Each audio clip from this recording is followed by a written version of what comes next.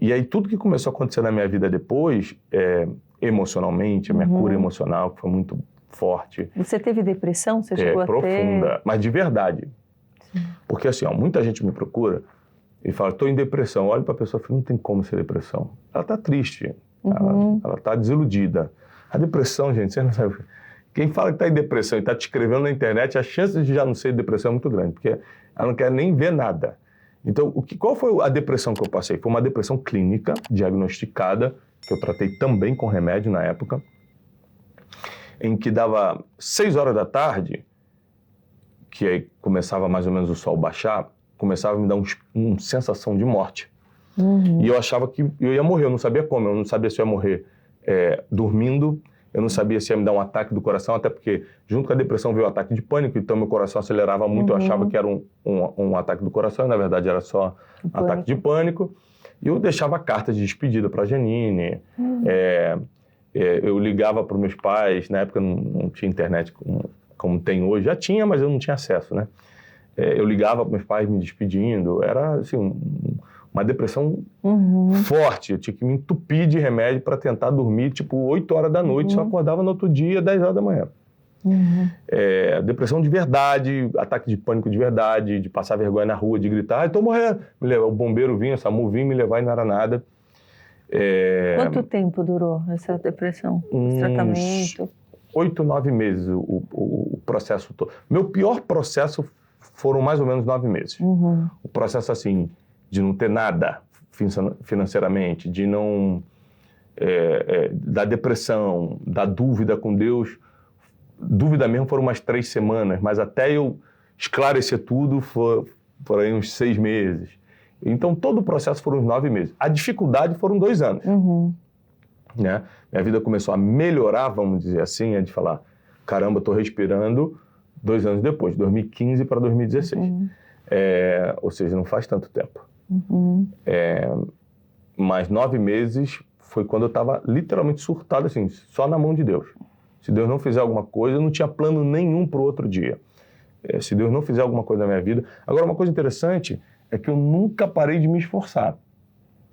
Você não entregou os pontos? Não, com todos os problemas que eu estava vivendo, eu ligava, por exemplo, lance de dinheiro, eu ligava para os meus antigos empregos e falava, por exemplo, eu liguei para um estúdio de gravação que eu trabalhei quando eu era adolescente. Falei, eu tenho como voltar a trabalhar aí ganhando R$400, você me ajuda com alguma coisa? Só que eu era empresário antes, era uma humilhação muito grande para mim fazer isso. Porque eu era empresário de turismo, eu fazia viagens para Israel, eu levava 107 grupos por ano, mexia com muito dinheiro. Né? Eu não era rico, né? Na época eu achava que era, mas hoje eu vendo não era rico. Eu só mexia com muito dinheiro, que foi outra ignorância minha. Mexer com muito dinheiro não é ter dinheiro. Eu não tinha dinheiro, eu mexia com muito dinheiro. E aí você não tem educação financeira, não tem inteligência emocional, você se arrebenta. Sim. E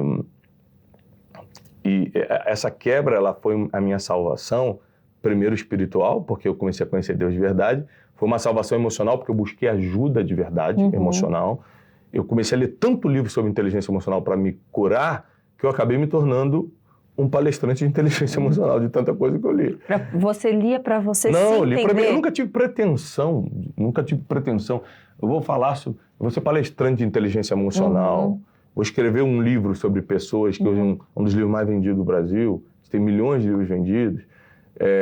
Sou um palestrante, um dos mais requisitados. Eu nunca tive essa pretensão.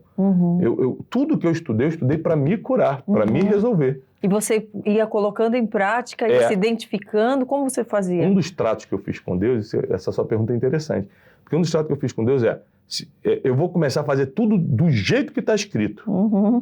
Do jeitinho que do jeitinho que eu aprender, eu vou fazer. E aí a gente vai ver se existe. Então, por isso que hoje, quando eu prego, eu falo muito assim, não é o que eu acho, é o que está escrito. Gente, não acredite no que eu falo, confere se está escrito. Porque o que dá certo é o que está escrito. Eu estava vindo num voo ontem com um dos palestrantes mais famosos do Brasil. A gente fez um evento... A gente estava no mesmo evento, ele me pediu uma carona, a gente veio no voo junto. E aí, é uma pessoa que não é religiosa, ele não tem religião, assim, não tem nenhuma ligação com o evangelho. No caminho ele falou assim, eu sempre tentei entender os crentes, mas não consigo entender o que vocês falam. Eu falei assim, isso é porque você não leu o que está escrito. Ele falou, como assim? Eu falei, o que você está procurando da vida? Aí peguei uma Bíblia, abri. No voo. Ele falou assim, eu procuro isso, isso e isso. Eu falei, vamos ver o que está escrito sobre isso. Esse é o bom de você conhecer a Bíblia. Você só consegue levar a verdade para alguém se você sabe onde encontrar.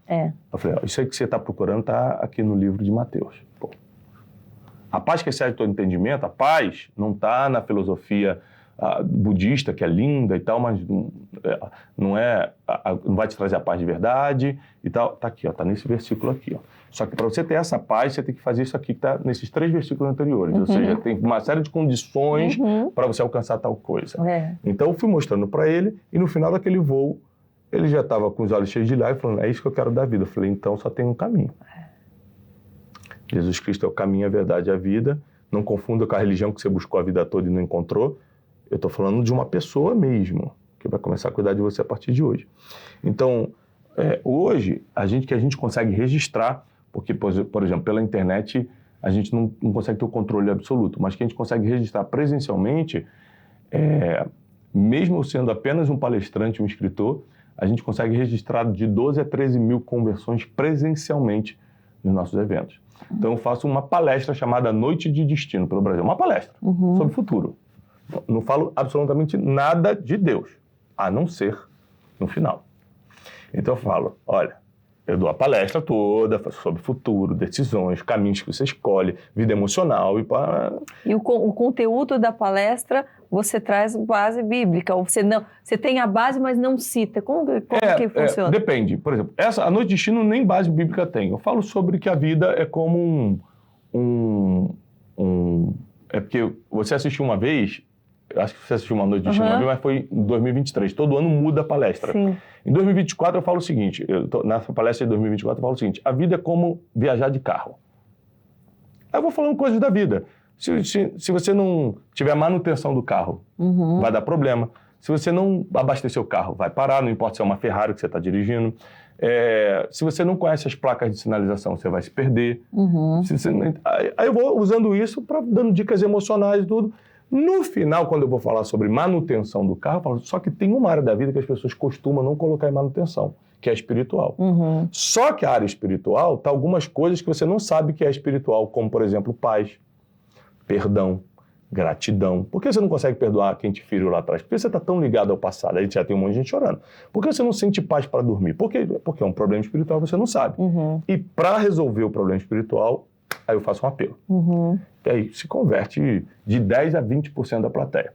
Porque 40% dos meus seguidores não são cristãos, não têm contato com a palavra. Mas eu sigo também você no Instagram, você fala bastante da palavra. Não. Em qualquer lugar eu falo da palavra. É que as pessoas que me seguem, elas viram algum vídeo, esses 40%, eles viram algum vídeo que eu não estava necessariamente pregando, ou que eu estava pregando, mas ela entendeu para um problema da vida dela e começou a me seguir. Então, hoje de manhã mesmo, eu estava na academia, uma pessoa veio e falou assim, você é aquele cara que fala de Deus na internet? Eu falei, pode ser.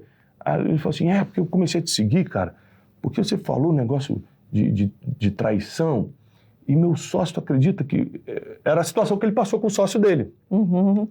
Mas eu estava falando de que a cada 12 pessoas, pelas estatísticas bíblicas, você tem que escolher que uma vai te trair, que é o Judas. Aí, o vídeo era sobre isso. É uma pregação, mas ele não entendeu como algo religioso. Ele entendeu, por isso que eu fui traído. Não é porque eu fiz algo de errado, é porque estatisticamente alguém vai te trair na vida. Aí ele falou, cara, eu estou te seguindo desde então. Então, eu acho que a forma que eu comunico acaba fazendo com que pessoas, inclusive que não são religiosas, sigam e depois elas acabam tendo uma experiência. A maioria das pessoas acabam tendo uma experiência. Eu acabei de chegar da Itália, onde eu falei para um público parcialmente cristão, parcialmente não cristão, lancei o livro Especialista em Pessoas Italianas e um monte de gente se converteu quando eu fiz o apelo, um monte. Público totalmente italiano, tá? Estava sendo traduzido, né? Então, assim, tem vezes que eu falo com base bíblica, mas sem mencionar a Bíblia. Sim, com a tua inspiração é a palavra. Eu estou falando algo que a pessoa está entendendo como uma palestra, mas está tudo na Bíblia, eu só não estou falando. Está em Coríntios 13 e tal. E tem vezes que nem isso. Estou falando sobre a estrada da vida e aí estou levando a pessoa emocionalmente para mim, para no final apresentar uma verdade espiritual. Ou seja, a gente acredita que se a gente consegue contabilizar de 12 a 13 mil pessoas que se convertem anualmente com nossas palestras e livros, a gente acredita que pelo menos o triplo acontece pela internet, que a gente não consegue contabilizar. Eu tenho um programa chamado Café com Destino pela manhã. Uma vez a gente fez um apelo de salvação e registrado, porque fica ali nos comentários, 2.600 pessoas aceitaram Jesus em um dia, em um Café com Destino. Então, eu tenho cumprido e vou cumprir até o último dia da minha vida o trato que eu fiz com Deus.